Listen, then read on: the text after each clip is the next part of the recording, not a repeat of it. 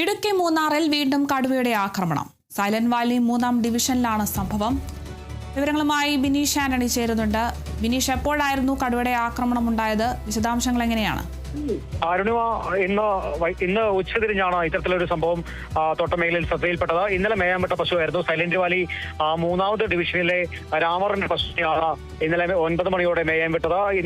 വൈകുന്നേരം നടത്തിയ തെരച്ചിലിൽ പശുവിനെ കണ്ടെത്താനായില്ല. ഇന്ന് രാവിലെയോടെ തൊഴിലാളികളുടെ നേതൃത്വത്തിൽ നടത്തിയ തെരച്ചിലാണ് ഉച്ച 2 മണിയോടെ ഈ കടുവയുടെ ആക്രമണത്തിൽ പശുവിനെ തോട്ടത്തിൽ ചത്ത നിലയിൽ കണ്ടെത്തിയത്.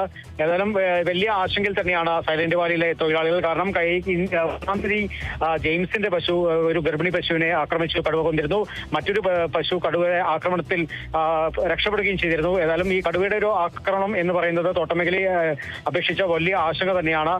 ഇപ്പോൾ ഈ രണ്ട് ദിവസങ്ങളിലായി തന്നെ സൈലന്റ് വാലിയിൽ 2ാമത് ഡിവിഷനിലും 3ാമത് ഡിവിഷനിലുമായി 2 കന്നുകാലികളെയാണ് തൊഴിലാളികൾക്ക് നഷ്ടമായത്. ഏതായാലും തൊഴിലാളികൾ വലിയ ആശങ്കയിലാണ്. കാരണം കഴിഞ്ഞ ഒരു വർഷത്തിനിടെ കണക്ക് പരിശോധിച്ചാൽ നമുക്കറിയാൻ സാധിക്കും, ഏകദേശം 200-ലധികം കന്നുകാലികളാണ് ഈ കടുവയുടെ ആക്രമണത്തിൽ തൊഴിലാളികൾക്ക് നഷ്ടമായത്.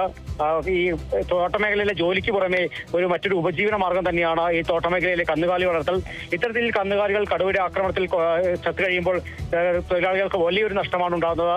ഏതായാലും വലിയ ആശങ്കയിൽ തന്നെയാണ് ഈ മേഖലയിലെ തൊഴിലാളികൾ. കടുവയെ കൂടുവെച്ച് പിടികൂടണമെന്ന് തന്നെയാണ് തൊഴിലാളികൾ ആവർത്തിച്ച് പറയുന്നത്. അരുണിമ, ശരി, വ്യക്തമാണ്. വിവരങ്ങൾ നൽകിയത് ബിനീഷ് ആന്റണി.